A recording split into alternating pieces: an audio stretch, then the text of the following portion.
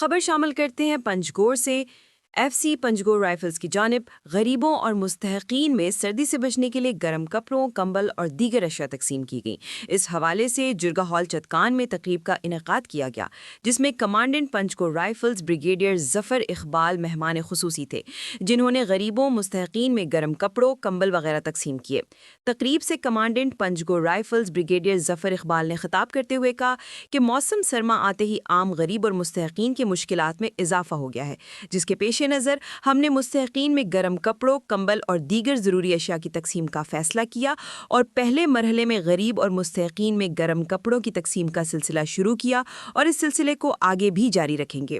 انہوں نے کہا پنجگور رائفلز ایف سی نے عوام کے لیے مددگار سینٹر قائم کیا ہے، جس کا مقصد بلا تفریح غریب عوام کی خدمت ہے۔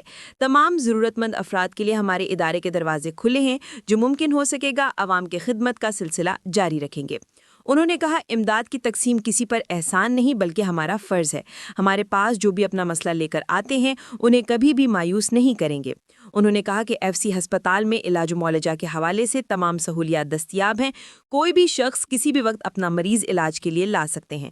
پنجگور رائفلز ہمیشہ عوام کی خدمت میں پیش رہے ہیں اور آئندہ بھی خدمت کا سلسلہ جاری رکھیں گے۔ تقریب سے انجمن تاجران کمیٹی کے صدر فرید احمد اور دیگر نے بھی خطاب کیا۔